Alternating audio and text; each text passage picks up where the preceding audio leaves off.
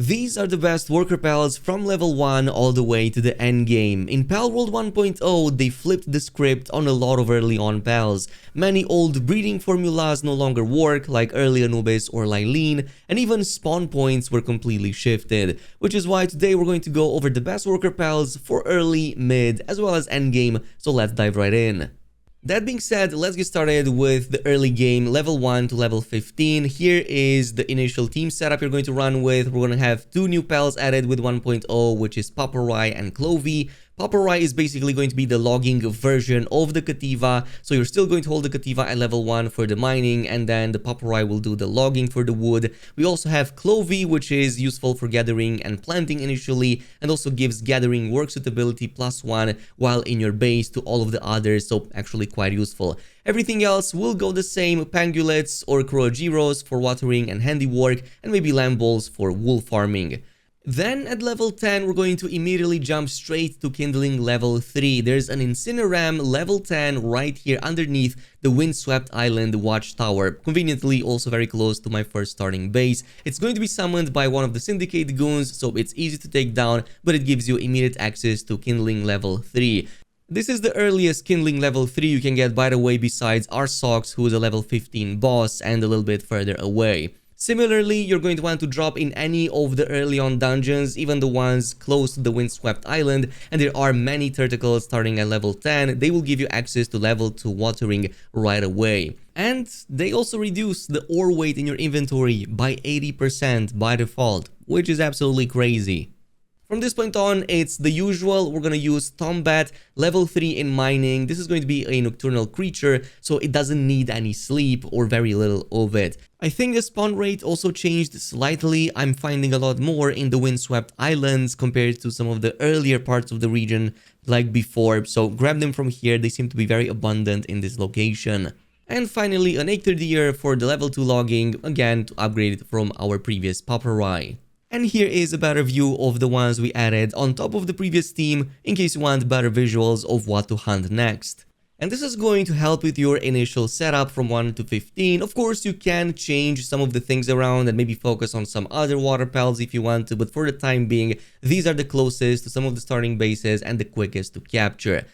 From this point on, we're going to move on to levels 15 to 30, pretty much early to mid-game. And one of the first captures we're going to get is Bronchory, the level 23 boss encounter, not too far off from the starting zone. That's because it gives us access to level 5 planting. But there are two other reasons we want this. If we breed this with a Fuwak, we can get a Bronchory Aqua, which literally gives us access to level 5 watering right out of the gate. That's going to be extremely useful since we don't have to worry about it any longer until the late game when we get better options like Yormantide. In addition to this, both of them have a pretty cool passive for breeding farms. They have a very good chance by default to cause any egg that you pick to be a guaranteed pal if they are in your party. And that can be increased by further condensing, so definitely worth it, especially for the Aqua version.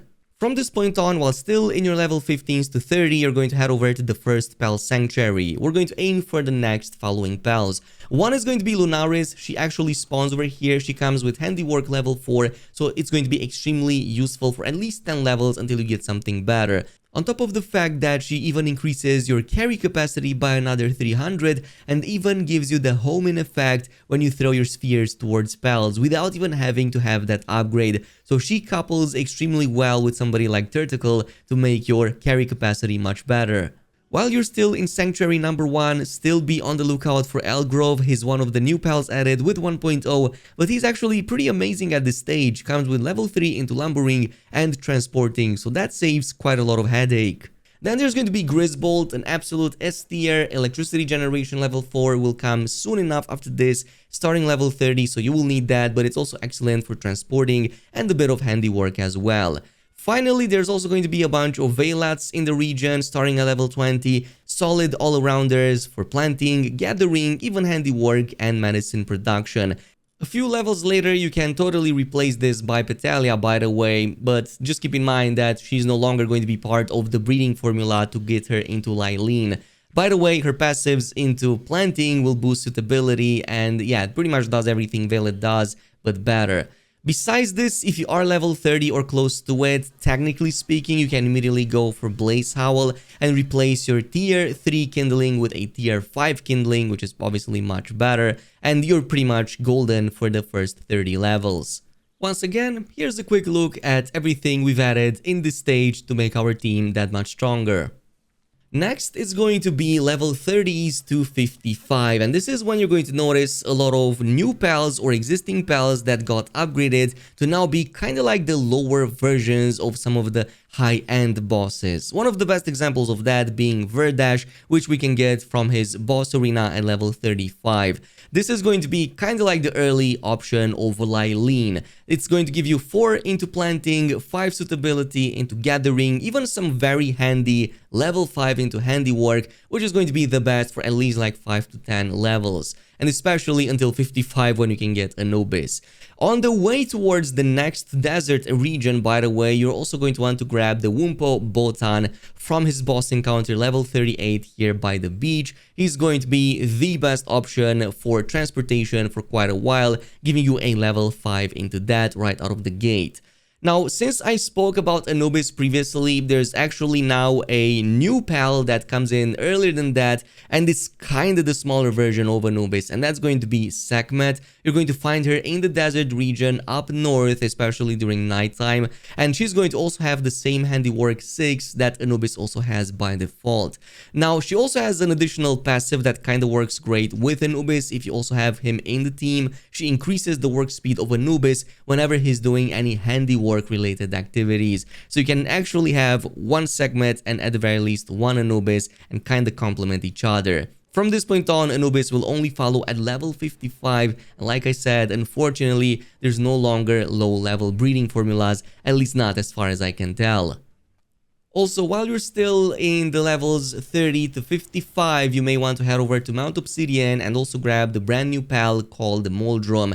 He is going to give you the same level kindling 5 and mining 5 like Reptiro, who's in the same region, except Moldrum is about like 5 to 10 levels lower, so technically easier to capture. You can already find him like at level 38 or so compared to the 48 of Reptiro.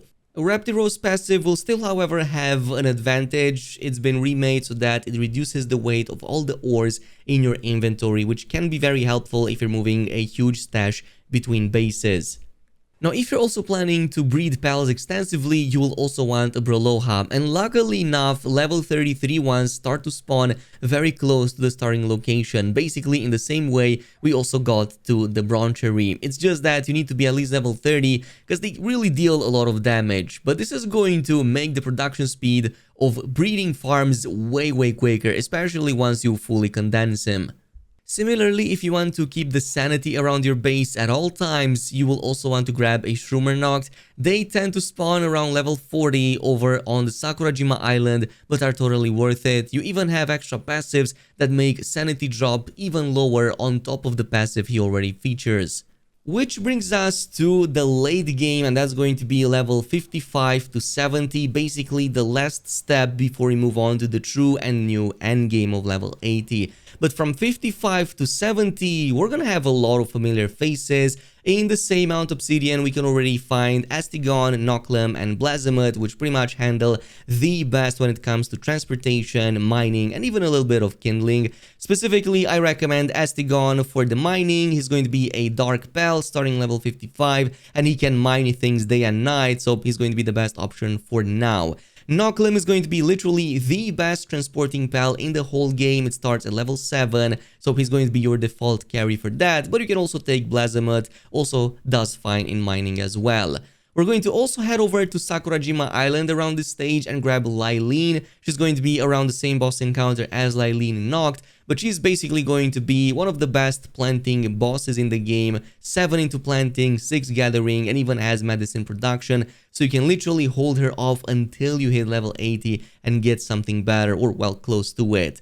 Around 55 is when you can also replace your watering pal with your Muntide. Either get the pal right away from its boss encounter on this side of the map, or you can head over and just combine some of the previous pals and eventually get it. By the way, if you want to do any breeding at this stage, I really recommend the Palworld Breeding Path Finder tool on palworld.gg. Here you can input all of your existing pals and it's going to find the shortest breeding chain towards whatever pal you want. Some of them may be long ahead, but yeah, it's going to definitely help you plan out better.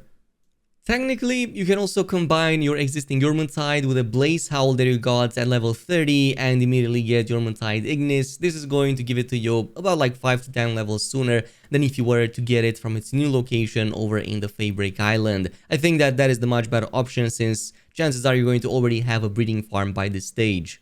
Now, before we jump into the final point, there's one quick side note I have over here, and that is regarding the floating islands, because technically speaking, it's kind of like the transition point between the late game and the true end game. However, there are some upgrade pals over here. Flarical is a great example. She's literally the second best kindling in the game at level 7 in that, which is really strong because only Renjishi in the World Tree map is better. Similarly, Jet Dragon is now moved here and he's the fastest mount in the game, plus has level 8 in Gathering, so that's the highest in the whole game since you're going to be getting this at level 70.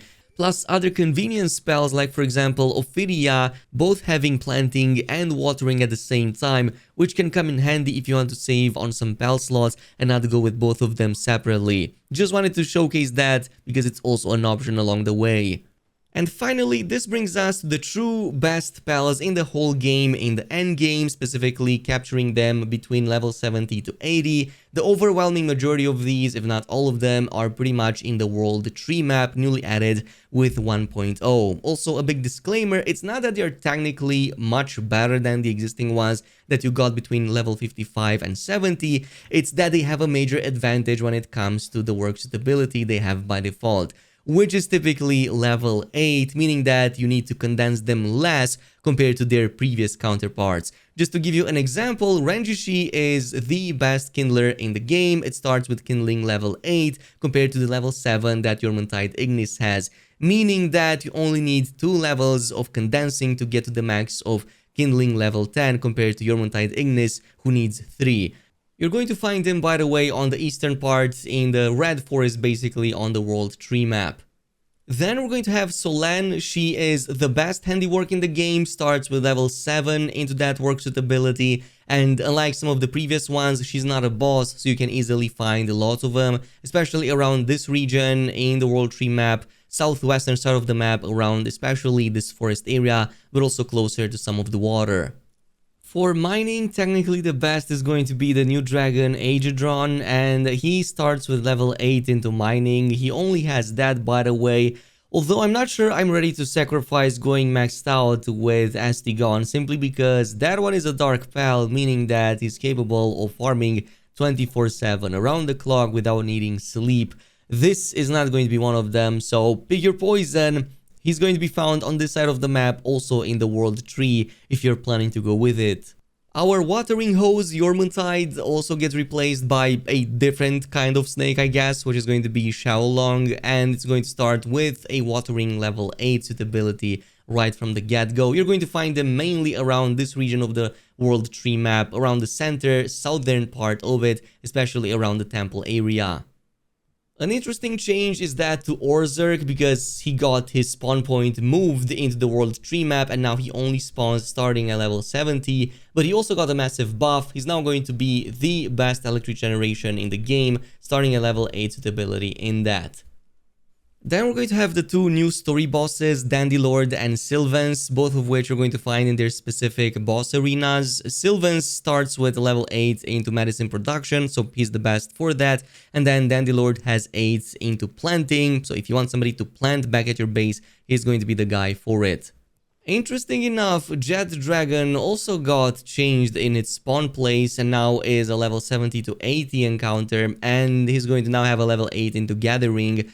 So yeah, you can definitely combine these 3 and basically get a whole farm going. For lumbering, starting level 8, we're going to use the Celestia Noct spawn right here in the Golden Temple area. Basically, he's going to be the best version of everything. There's another Celestia spawning right next to him that starts with a level 7 in that, but he is by far the best when it comes to pure lumbering, for some odd reason. And finally, Bastigor, his spawn has also been changed. It's now spawning in the Frost region of the World Tree map, starting at level 70, but this is going to be the best one for cooling, starting with a level 8 work suitability into that if you want to keep your beer in the freezer, I guess, and not have it spoil. And that about concludes today's video with the best PAL setups in the game for all of the stages from start all the way to finish. If you're using something different, do let me know in the comments. Of course, there are many variables and many others that can be fit in the places of the ones we talked about, but generally this is what I've been running with and they have provided the best results. In the meantime, as always, if you ended up enjoying this video, don't forget to leave a like, comment and subscribe, and I'll see you guys in the next video.